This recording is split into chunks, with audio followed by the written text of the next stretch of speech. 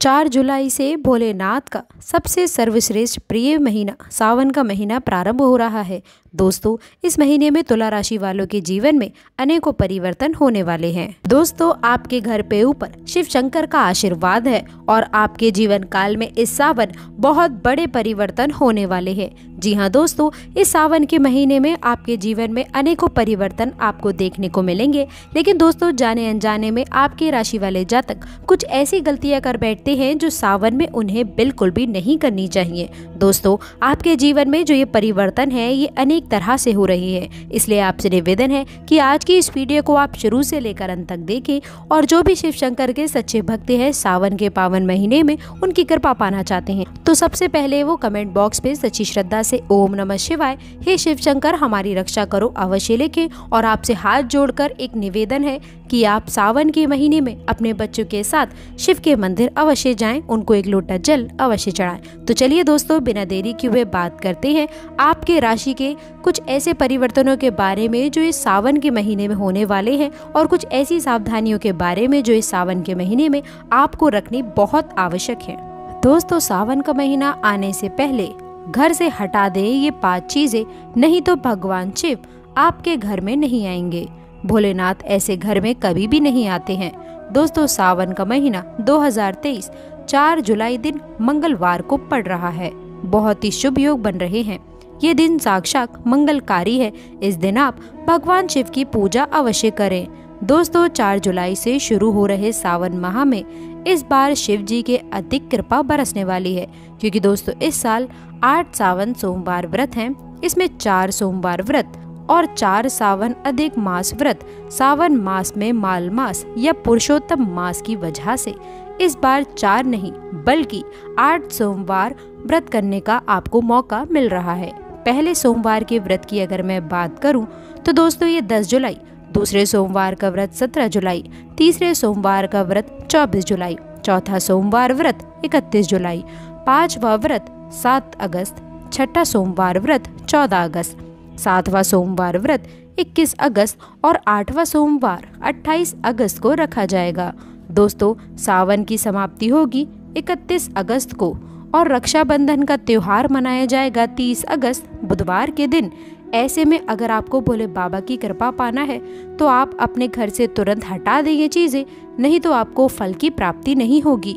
यदि आप शिव की कृपा पाना चाहते हैं तो आप अपने घर से फौरन हटा दें ये चीजें, क्योंकि सावन में भगवान शिव हमारे घर में वास करने आते हैं, इसीलिए घर को गंदा ना रखें। दोस्तों, आज हम कुछ ऐसी ही गलतियों के बारे में जानेंगे जो अगर आपके घर में भी होते हैं तो माँ लक्ष्मी कभी नहीं करती हैं ऐसे घर में प्रवेश। फिर चाहे आप कितनी भी पूजा पाठ कर लो, लेकिन माता लक्ष्मी ऐसे घर में कभी नहीं आती हैं। ऐसे घर से देवी देवता भी हमेशा रहते हैं नाराज। दोस्तों, पूरी जानकारी को देखने के लिए इस वीडियो को आप अंत तक अवश्य देखें और सच्ची श्रद्धा भाव से कमेंट बॉक्स में लिखें हर हर महादेव, ओम नमः शिवाय। महादेव के लिए एक लाइक तो बनता है। दोस्तों, वास्तुशास्त्र के अनुसार घर में सकारात्मक ऊर्जा बनाने के लिए कई महत्वपूर्ण बातें बताई गई हैं। वास्तु के अनुसार घर की हर एक वस्तु नकारात्मक और सकारात्मक ऊर्जा का संचार करती है और अगर उन्हें सही स्थान पर ना रखा जाए तो ये घर में नकारात्मकता फैला देती हैं, जिसका असर बुरी तरह से घर की आर्थिक स्थिति पर पड़ जाता है और घर में कलह कलेश बढ़ता है।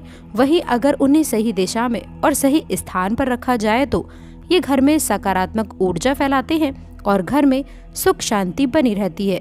दोस्तों, वास्तु के अनुसार अगर मैं बात करूं तो घर का मुख्य द्वार सभी तरह की सुख समृद्धि व वैभव का प्रवेश द्वार है, लेकिन अगर इसकी दिशा गलत हो या फिर कोई ऐसी चीजें जो इसके सामने रखी जाए तो नकारात्मकता फैलती है, तो इससे घर में कलह कलेश, बीमारियां व दरिद्रता घर में प्रवेश करती है। इसी कारण वास्तुशास्त्र में भी घर के मुख्य द्वार को बहुत अधिक महत्व दिया गया है। वास्तु के अनुसार मुख्य द्वार के सामने कुछ ऐसी चीजें हैं जो कभी भी नहीं होनी चाहिए।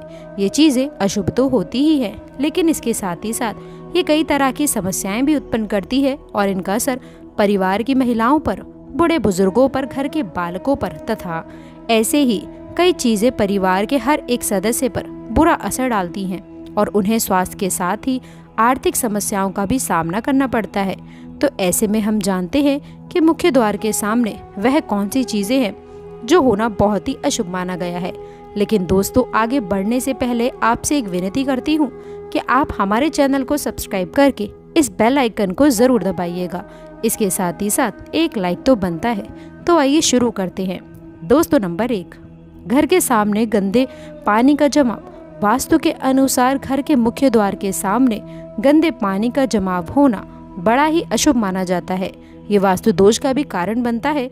इसके साथ ही साथ इस गंदे पानी में कई हजार गुना बैक्टीरिया भी पनपते हैं जो परिवार के सदस्यों को बीमार कर सकते हैं। गंदे पानी का जमाव होने से हैजा, पीलिया, डायरिया तथा कैंसर होने का भी खतरा बना रहता है। राहु दोष उत्पन्न हो जाते हैं, लक्ष्मी रुष्ट हो जाती है, शनिदेव क्रोधित हो जाते हैं। इसीलिए यदि घर के सामने कोई भी गंदा पानी जमा होता है तो उसे तुरंत ही आपको हटा देना चाहिए, या जिस गड्ढे में गंदा पानी है उसे सीमेंट से भर देना चाहिए। वास्तु के अनुसार इसे उचित नहीं माना जाता है। इससे धन नष्ट हो जाता है, गरीबी सर पर चढ़ जाती है। दोस्तों, नंबर 2, कांटेदार पौधे। कांटेदार पौधे कई लोग घर की शोभा बढ़ाने के लिए भी लगा लेते हैं, जो कि बहुत ही अशुभ माना जाता है। कांटेदार पौधों को शुभता का प्रतीक नहीं माना जाता है। कांटेदार पौधे अगर घर के सामने लगे हों तो ये परिवार में चुभन का कार्य करते हैं और रिश्तों में भी चुभन पैदा हो जाती है। कांटेदार पौधे नकारात्मकता का कारण बनते हैं और घर के सामने या फिर घर के बगल में कांटेदार पौधे कभी नहीं लगाने चाहिए। इससे माता लक्ष्मी प्रवेश नहीं करती है, बल्कि राहु केतु घर में प्रवेश कर जाते हैं और इससे घर में कलह कलेश बढ़ता है, परिवार में नफरत पैदा होती है। इसलिए कांटेदार पौधे तुरंत ही घर से हटा दीजिए। जिस कांटेदार पौधे में फूल नहीं आता है, पत्ते नहीं खिलते, उसका घर के आसपास होना भी घोर अनर्थ माना जाता है।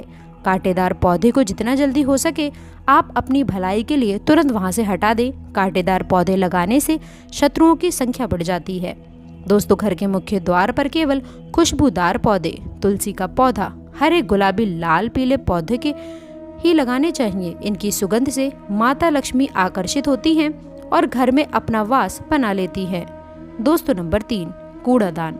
कूड़ा डालने में आसानी हो जाए इसीलिए कुछ लोग कूड़ेदान को मुख्य द्वार के सामने सटाकर रख देते हैं। कूड़ेदान को अतः ही घर के सामने भी रख देते हैं, लेकिन वास्तुशास्त्र के अनुसार ये बहुत ही कष्टकारी होता है और धन की हानि का सूचक भी माना जाता है।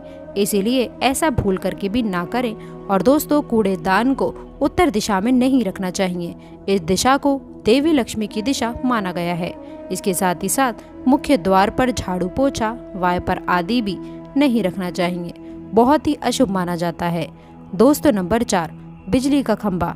कई घरों के सामने बिजली का खंभा होता है, लेकिन वास्तु के अनुसार ये परिवार के सदस्यों की उन्नति में बाधा डालता है।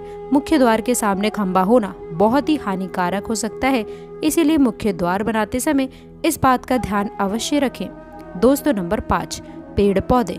घर के मुख्य द्वार के सामने घने पेड़ पौधे नहीं होने चाहिए। इससे वास्तु दोष उत्पन्न हो जाता है और इसके साथ ही साथ इससे सूर्य प्रकाश घर में प्रवेश नहीं कर पाता।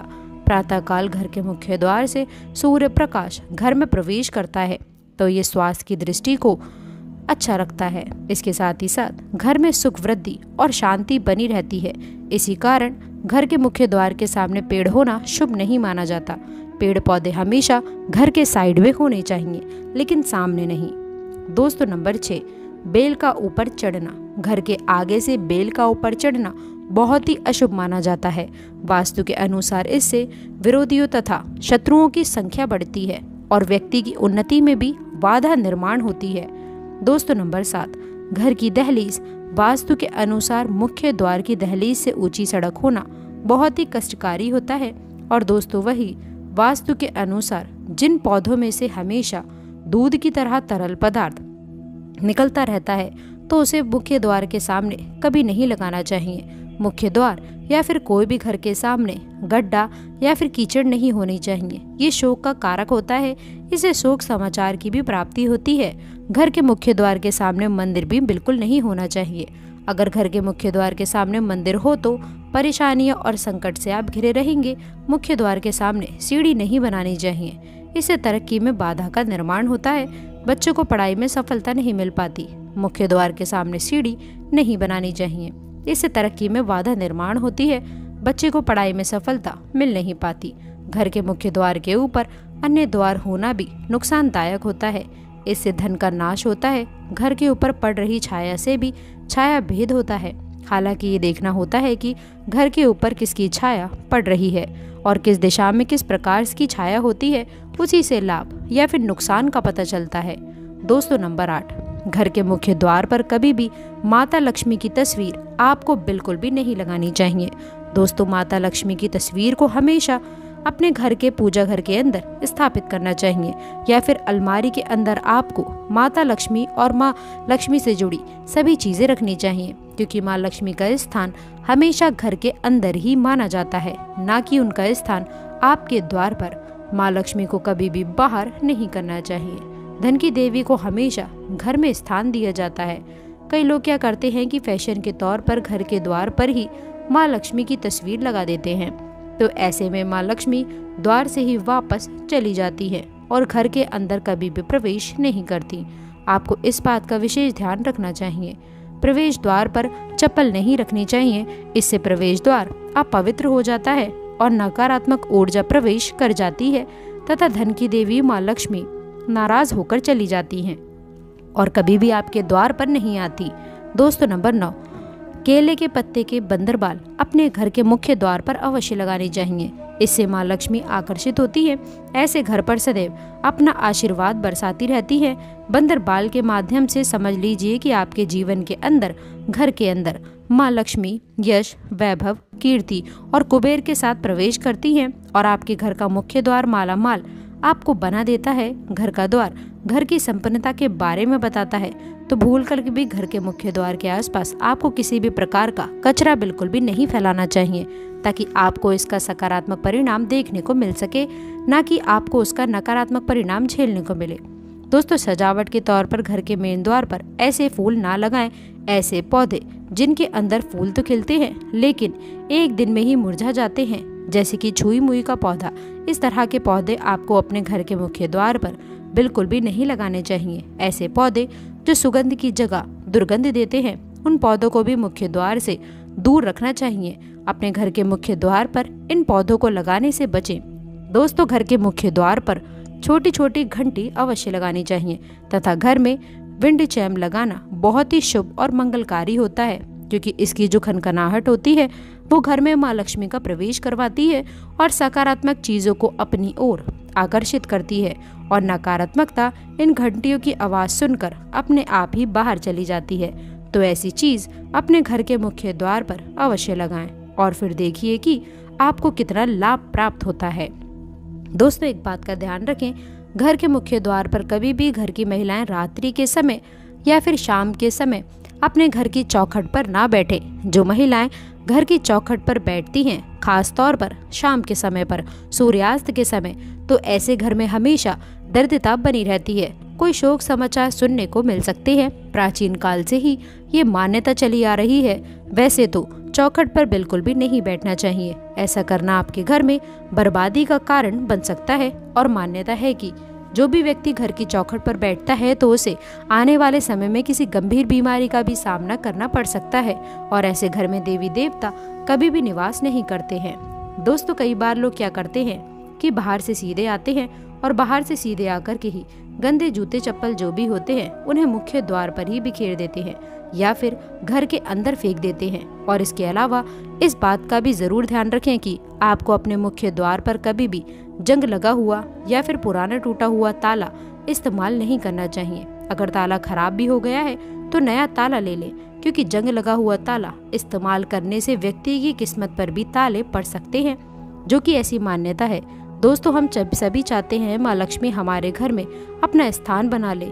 अगर आप सच्चे दिल से माँ लक्ष्मी को अपने घर पर बुलाना चाहते हैं तो कमेंट बॉक्स में लिखें, माँ लक्ष्मी आपका हमारे घर में स्वागत है। तो दोस्तों माता रानी के लिए एक लाइक तो बनता है। अंत तक जुड़े रहने के लिए आप सभी का